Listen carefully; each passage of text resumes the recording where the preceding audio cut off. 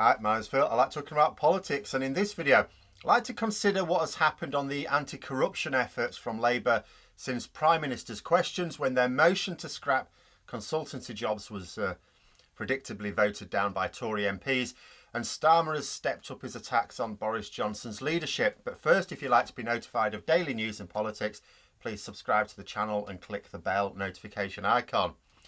So I'm going to start off with Starmer's attacks on Johnson first. I discussed in my video on PMQs how Keir Starmer had said that Johnson was a coward and not a leader. Not supposed to call MPs cowards in Parliament, so he was invited to withdraw the comment much later on, which he did, but he reiterated that Johnson was no leader. But although you can't call another MP a coward in Parliament, there's nothing to stop you doing so in other forums, and Starmer wasted no time doubling down afterwards.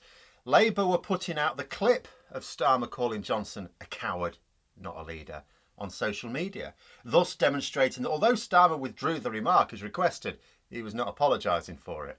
He also used his own accounts to call Johnson a coward a few more times for good measure.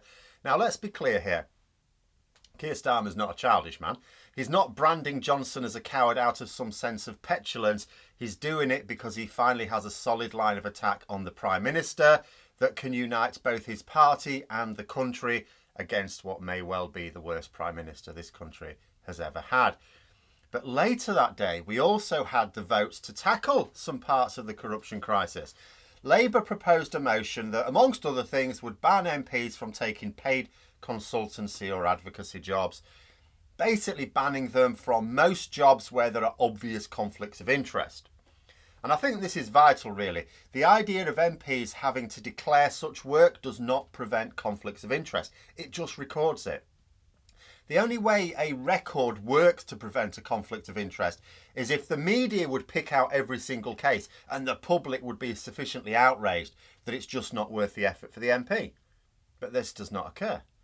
Needless to say, Labour's motion was voted down, but let's take a look at how the votes went. The votes in favour tell a story of cross-party support. MPs from Labour, the Lib Dems, the SNP, Greens, Plaid, even some Conservative MPs voted in favour of it. Voting against it were, well, just Conservative MPs. Now, why would that be? Well, The Guardian came up with a useful graphic on this. They noted that there are 2 Liberal Democrat MPs who have second jobs, also 2 MPs from the SNP, 5 MPs from Labour. However, 90 Tory MPs have second jobs.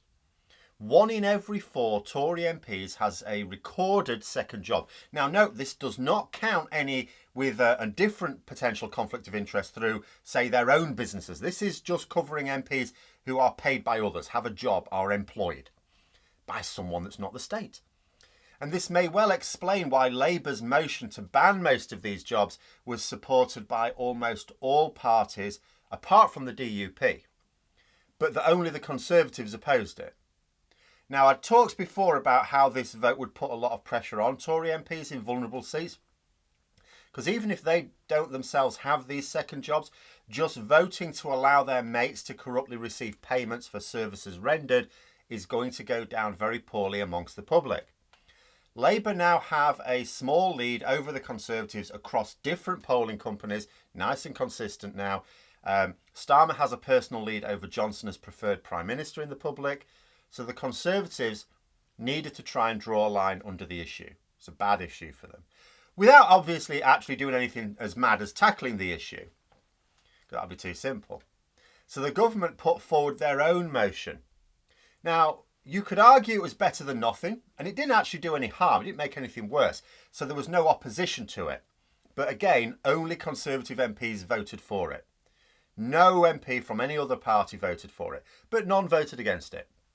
Boris Johnson claims that his proposal does what Labour's does, but better.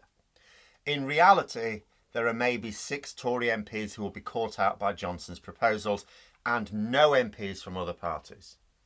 According to The Guardian, it might even be as few as just 3 Tory MPs who would have to give up those lucrative jobs, because it's possible that some of them could just redefine to get through the loophole. They just change what their job is called. So Labour's motion would have stopped 48 MPs from carrying out their second jobs. Johnson's motion maybe clobbers 6. Maybe.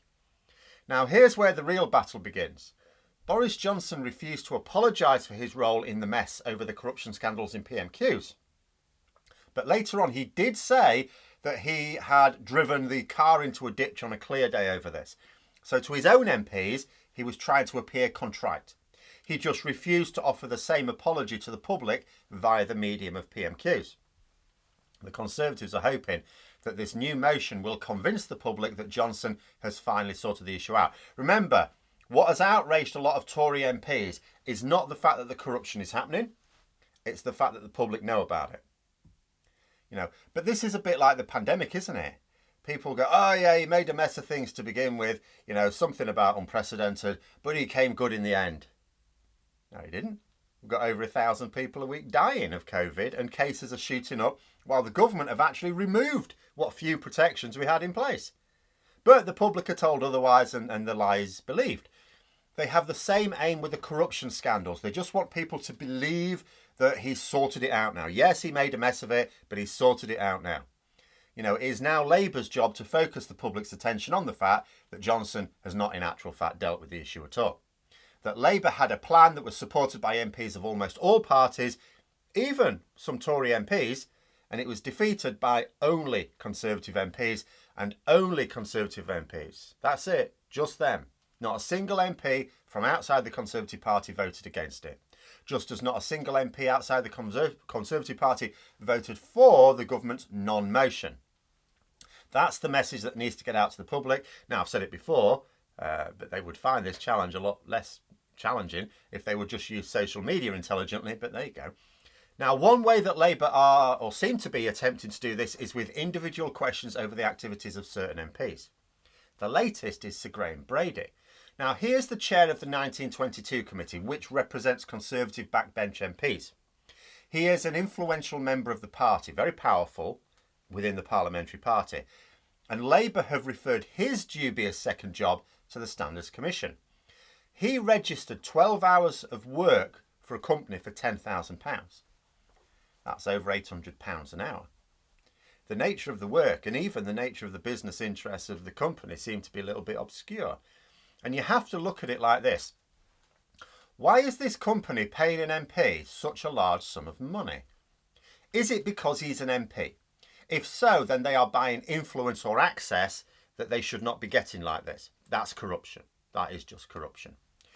If the fact that he is an MP is completely beside the point, they are buying his skills. And if he wasn't an MP, they would still be employing him for those skills. It's got nothing to do with his role as an MP. Then what are those skills? What skills does Brady have that are worth £800 an hour? Because whatever those skills are, they would need to be ones that he uniquely possesses. Otherwise, the company surely would just hire a non-MP. And those skills would also need to be extremely valuable.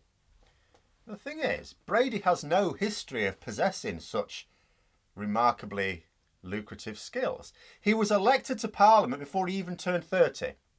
So he didn't have much of a career before he entered Parliament. And what career he did have was fairly ordinary. It was a career in public relations. In other words, there is no evidence that Brady even might have expertise that is worth a company paying him £10,000 for a mere 12 hours of that expertise. This must mean that what they're paying for is what he can provide as an influential MP in the ruling party. And it may well be that part of Labour's strategy is to focus most of the attention onto influential Tory MPs. As I've discussed before, these examples of corruption are nothing new. They haven't just been revealed, although there are some Tory MPs who do not declare their interests, and occasionally these come out. Most of them have. They've written down their dodgy behaviour for all to see. The reason this is a massive issue right now is not because we've only just found out about it, but because the public at large have only just found out about it, because the media have only just started reporting it. And why?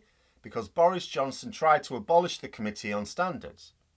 All of these dozens of dodgy Tories were absolutely facing no serious public scrutiny of their dodginess until Boris Johnson's ham-fisted attempts to get Owen Paterson off a suspension. Though really it was probably to get himself off further scrutiny by the same commission. Boris Johnson is to blame for the pressure they are now under. So Labour look like they're planning to heap more of that pressure onto them so that they resent Johnson all the more. Because Labour need to apply pressure from 2 points, in public and in the Parliamentary Conservative Party. They need Tory MPs to remain under pressure so that the divide between themselves and their leader widens. But they also need to keep the pressure on the public in order to make that pressure on Tory MPs more serious. Because it's one thing to have them sweat over an investigation from the Standards Commission. That's only going to affect a few of them. But a more serious prospect is losing their seat at the next election, because that affects Tory MPs who are not themselves corrupt. Just guilt by association, because they've allowed it. They voted to allow the corruption to carry on. But those are my thoughts. Let me know yours in the comments below. Hope you found the video interesting. If you did, don't forget to click the like button if you'd like to support the channel further. Please also click the Patreon link for details. And until next time, I'll see you later.